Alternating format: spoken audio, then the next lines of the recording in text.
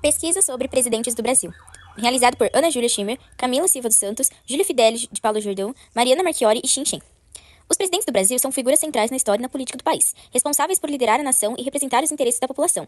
Desde a proclamação da República, em 1889, o Brasil já teve presidentes com diferentes visões e estilos de governo, que moldaram o desenvolvimento econômico, social e político da nação. Cada mandato trouxe desafios únicos, refletindo os períodos de transição, crises e avanços que marcam a trajetória do Brasil ao longo dos anos.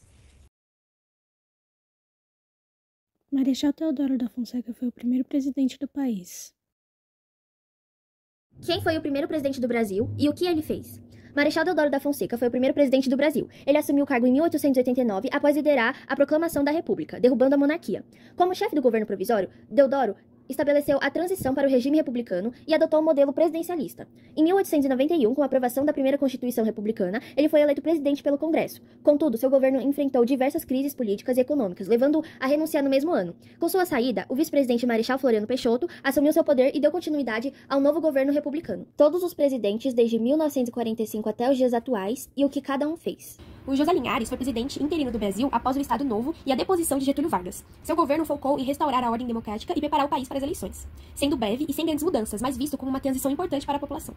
Eurico Gaspar Dutra foi o primeiro presidente eleito após o Estado Novo, promulgado a Constituição de 1946 para restaurar direitos civis. Alinhado aos Estados Unidos na Guerra Fria, fortaleceu a política anticomunista, impulsionou a industrialização, modernizou as forças armadas, mas enfrentou desafios econômicos e descontentamento da população. Getúlio Vargas voltou ao poder por meio de votos após ter sido ditador durante o Estado Novo. Em seu segundo mandato, o Vargas criou a Petrobras para proteger o petróleo brasileiro, além de implementar políticas trabalhistas. No entanto, enfrentou forte oposição e acusações de corrupção. Sob pressão, ele tirou a própria vida em 1954, sendo venerado por muitos como um herói nacional. Após o suicídio de Vargas, Café Filho assumiu como presidente, buscando estabilidade política e controlar a inflação, mas seu governo foi marcado por turbulência e curto devido à saúde debilitada. A população o via como interino, sem popularidade e focado na estabilidade, não em reformas. Sua saída gerou crise sucessória. Carlos Luz e Nereu Ramos foram presidentes interinos que assumiram brevemente após o afastamento de Café Filho.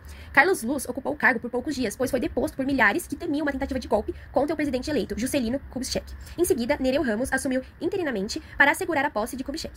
Esses presidentes são lembrados principalmente por sua atuação temporária em um período de intensa crise política. A população pouco conheceu suas ações diretas, mas a transição pacífica que asseguraram foi bem recebida. Juscelino Kubitschek acelerou o desenvolvimento econômico do Brasil com planos 50 anos em 5, investindo em infraestrutura como Brasília e na indústria automobilística, resultando em crescimento rápido, popularidade e alta dívida externa. Carismático e peculiar, Jânio Quadros foi eleito com a promessa de moralizar a política. Porém, sua renúncia abrupta em apenas 7 meses causou uma crise política. Ele deixou muitos seguidores decepcionados, mas até hoje é visto como um presidente imprevisível. Jânio alegou forças ocultas em sua renúncia, e a população ficou confusa e desconfiada. João Goulart, ou Jango, assumiu com forte apoio popular, especialmente dos trabalhadores, propondo reformas de base, agrária, urbana e educacional. Sua postura reformista gerou resistência dos setores mais conservadores, culminando no poder militar em 1964.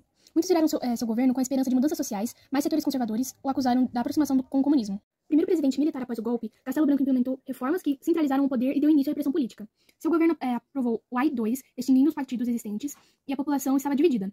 Muitos apoiaram o regime militar com a promessa de estabilidade, enquanto os outros iam início de uma repressão que se intensificava. O governo de Costa e Silva endureceu o regime com o AI-5, que aumentou a censura e o poder dos militares. A popularidade do seu regime começou a cair, especialmente entre os setores liberais e progressistas, que sofreram intensamente a repressão. A repressão marcou negativamente a visão da população sobre seu governo.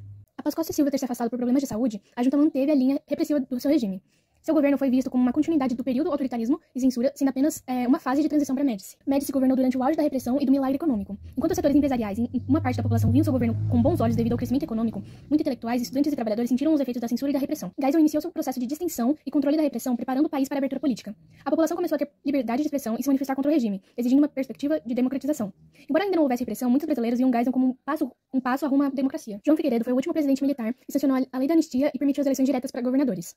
Seu governo enfrentou crises econômicas e greves, mas foi visto como um período de transição para a democracia. Movimentos como Direta Já aumentaram a pressão popular como um desejo claro para a volta da democracia. Tancredo Neves foi o primeiro presidente civil eleito indiretamente após a ditadura e representava a esperança de um novo Brasil. Infelizmente, faleceu antes de assumir, mas é lembrado como símbolo da democratização. José Sarney assumiu no lugar de Tancredo Neves e liderou a transição democrática, promulgando a Constituição de 1988. Ele tentou combater a superinflação com o Plano Cruzado, mas as medidas falharam a longo prazo. Ainda assim, é lembrado pela importância da nova Constituição, mesmo enfrentando críticas pela inflação e pela crise econômica. Ele governou de 1985 a 1990. Fernando Collor governou de 1990 a 1992. Collor implementou medidas de choque econômico como o confisco da poupança para conter a superinflação, alegando que era um investimento no governo. Mas sua popularidade caiu rapidamente. Acusado de corrupção pelo seu próprio irmão, foi o primeiro presidente a sofrer o impeachment, que essa palavra vem do inglês e significa impedimento. A população ficou dividida. Inicialmente apoiava suas medidas, mas com o tempo se revoltou com os escândalos. Itamar Franco governou de 1992 a 1995. Ele era vice de Collor e ele assumiu esse posto, completando o tempo que era previsto para Fernando Collor. Itamar implementou o Plano Real, estabilizando a economia.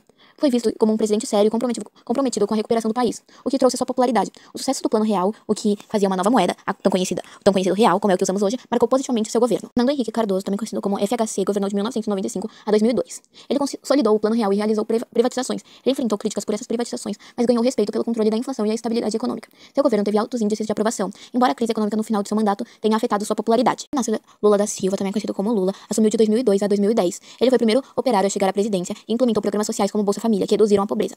O Brasil cresceu economicamente durante seu governo, ganhando projeção internacional. Embora tenha enfrentado escândalos de corrupção, como o Mensalão, sua popularidade permaneceu alta, especialmente entre as classes mais baixas. Rousseff governou de 2010 a 2016, após Lula, e ela teve um grande apoio desse antigo presidente, pois ambos eram do PT. Ela enfrentou uma grande crise econômica e política em seu segundo mandato. Suas medidas de austeridade geraram insatisfação e escândalos de corrupção abalaram sua popularidade. Em 2016, foi alvo de um processo de impeachment que polarizou a população. Michel Temer assumiu em 2016 até 2018 e assumiu porque Dilma tinha sofrido um impeachment e, já que ele era o vice, ele assumiu o cargo de presidente.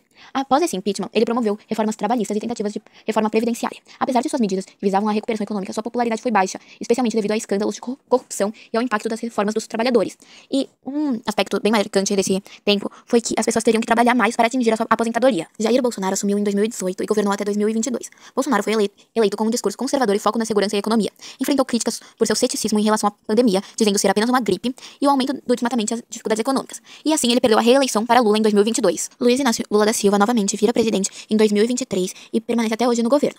Lula voltou à presidência prometendo combater a fome e investir em programas sociais. Com desafios econômicos e um Brasil polarizado, ele tem se concentrado em fortalecer o sistema de proteção social e reduzir o desmatamento para melhorar a imagem ambiental do Brasil. Apoiado pelos setores populares e criticado pelo grupo dos conservadores, Lula busca restaurar o papel do Brasil no cenário internacional e equilibrar as demandas sociais com responsabilidade fiscal.